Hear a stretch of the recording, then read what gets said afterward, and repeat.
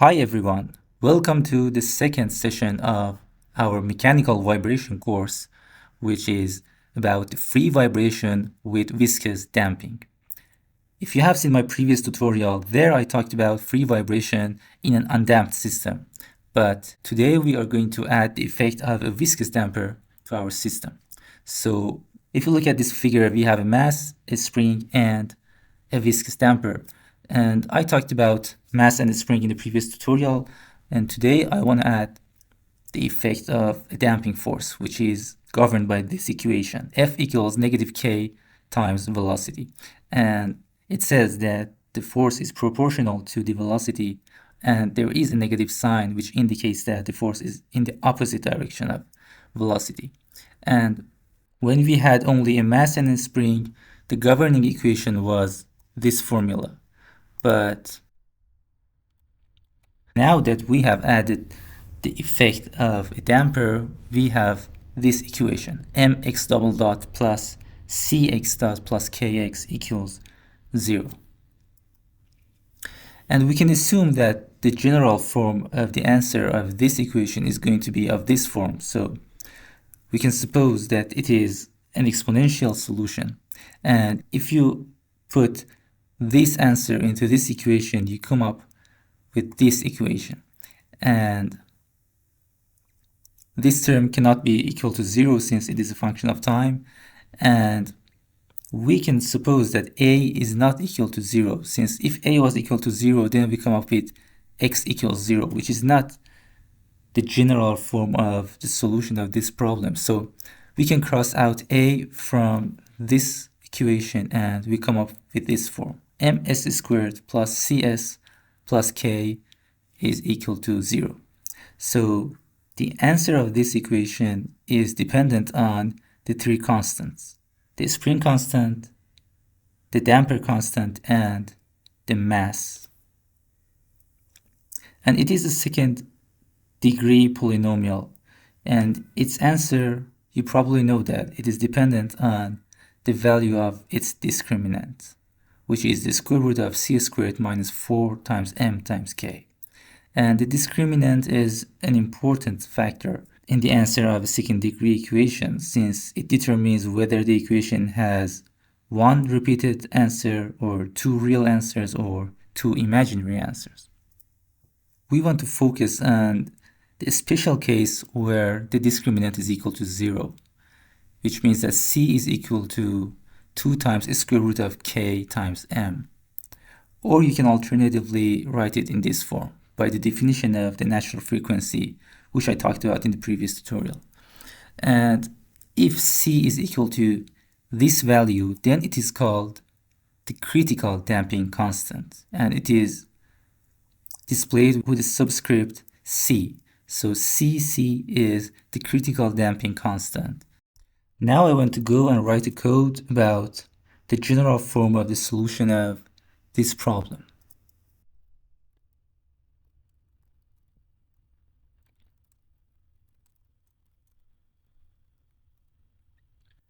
First, I have to define x as a symbolic function of time. Then I can write the equation. So the equation was, if you remember, it was m times the second derivative of x, which was the acceleration, plus c times the first derivative of x plus k times x. It is equal to 0. And the dsolve command can solve this symbolic equation with its initial conditions. So since our differential equation is second degree, we need two initial conditions to solve the equation completely. So I need two initial conditions. I take the first one to be x naught equals to 10, and I want the second initial condition to be velocity at the beginning of time equal to 0. So I have to define velocity, which I do it in this way. It is the first derivative of x. Now I have to define the constants, m and c and k. So I take k and m to be the values which I gave it in the previous tutorial. And I take c to be, okay, first let me define the critical damping coefficient. So cc was, if you remember, it was 2 times the square root of k times m. So k is 5 and m is 0.2. So the critical damping coefficient is equal to 2. Now I can have 3 cases. The first one is when the damping coefficient is equal to the critical damping coefficient. So C1 is equal to 2. Then I can define C2. I can take it to be bigger than the critical value. So I take it to be something like 10. And then I can define C3 and I take it to be equal to 1.2. So these 3 situations are called, the first one is called a critically damped system. The second one, which has a damping coefficient greater than the critical value, is called the overdamped system. And the third one is an underdamped system.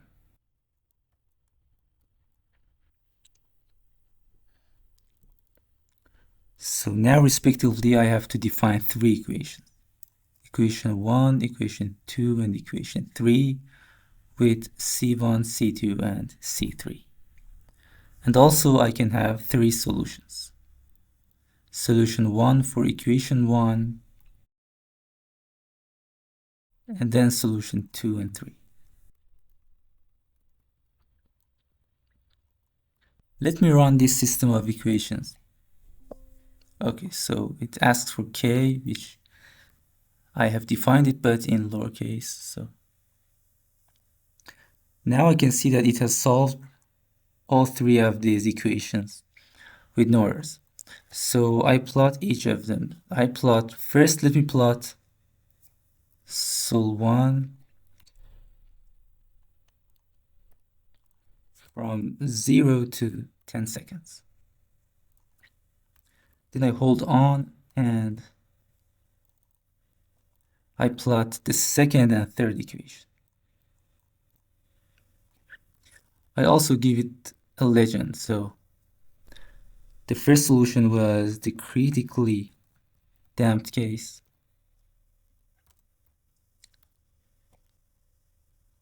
Then the second one was the overdamped, and the third one was the underdamped case.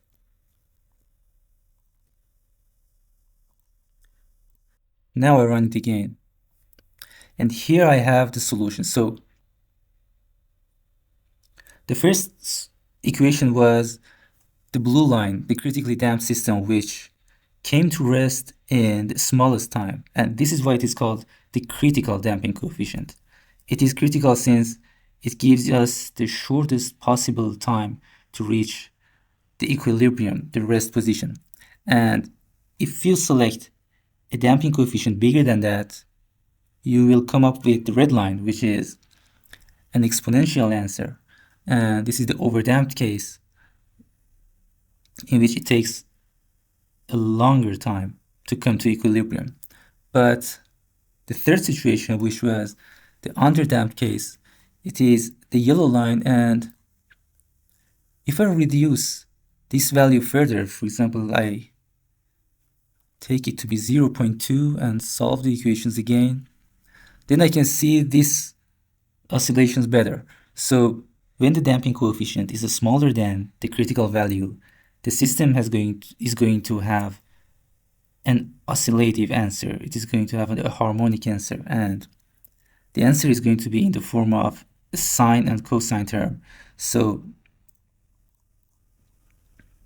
when I talked about the discriminant and the case that c is smaller than the critical value, it means that the discriminant is going to be negative, and the answer of this second order equation is going to be an imaginary answer. So you can suppose that when x is equal to a times the exponential term, which has an exponent of an imaginary form, it is assumed that the answer is the summation of a cosine and sine term.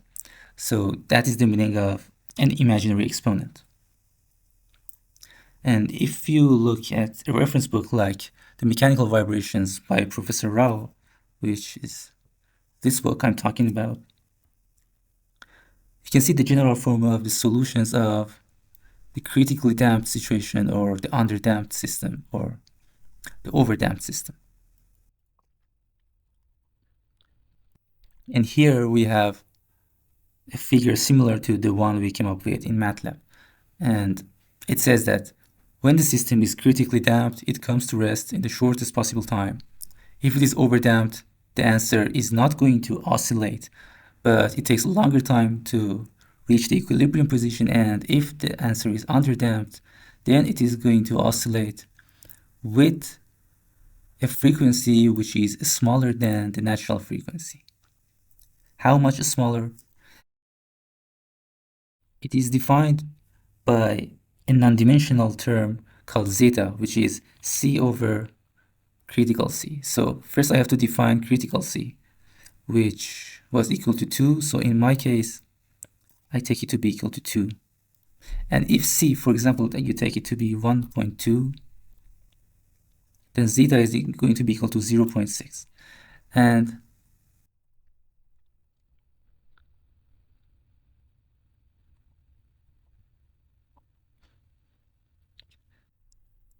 the frequency of damped vibration, which is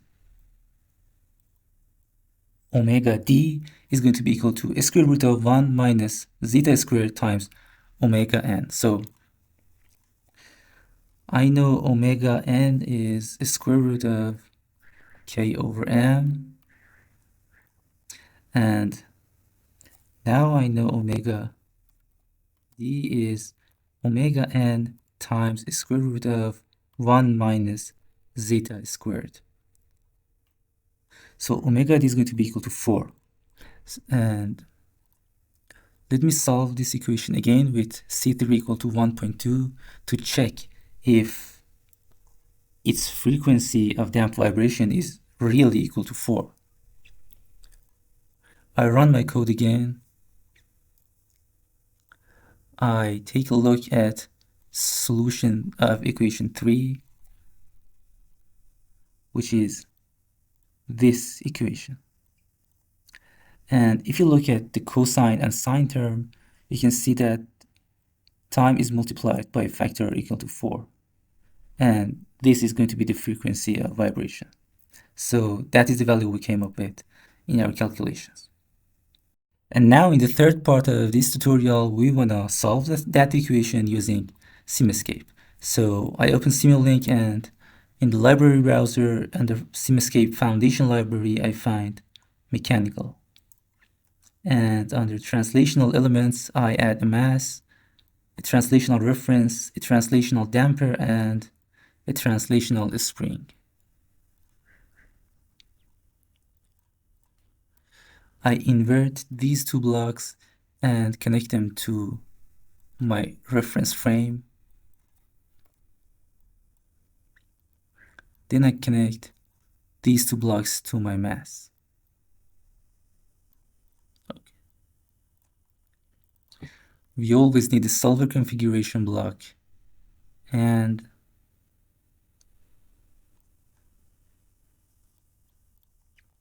I also need a translational sensor. So under mechanical sensors, I add an ideal translational motion sensor. I double click on it, I set it as an absolute sensor, and I do not need velocity in my problem right here. I need a PS Simulink converter plus a scope. Now I have to define my initial conditions. So in the code I calculated, I took the velocity to be equal to 0 and the position equal to 10. So I double click on my spring and I take the initial deformation equal to 10 meters. I set the spring rate equal to 5, the mass equal to 0.2 kilograms, and I take the damping coefficient equal to 2. and I can call it a critically damped signal. Now I take a copy of this whole system of equations, these whole blocks, and for an overdamped case, I take C to be equal to 10, for example. You can select any value bigger than 2. And then I create another copy and I call it underdamped. And I can connect all 3 of these signals to a single scope. So now I have 3 signals which all are going to be displayed in this scope block.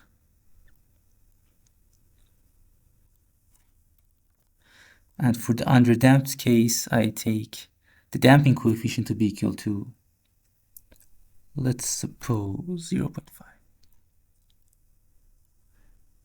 Now I run the model. And let me define the initial position, and I take it to be equal to 10. If that was the value, I take it here. Yeah, right. So I define the initial position of the sensor to be equal to 10. Now I run it again. I take a look at the scope, and here are the answers. I add the legend, and you can see that the yellow line is the critically damped scenario, which has come to rest in the shortest possible time. The blue line is the overdamped case, which took a longer time to reach rest, and the red line, which is the underdamped case, is going to oscillate. You definitely see that the yellow and blue line have an exponential answer, but the red line has an answer in the form of a harmonic function which has a decay of an exponential. But the red line has an oscillative answer, which is in the form of a sine or cosine term. And you can see that the amplitude of this harmonic answer is decaying exponentially. And if I reduce it further, for example, I set the damping coefficient equal to 0.1, you can see this oscillation better.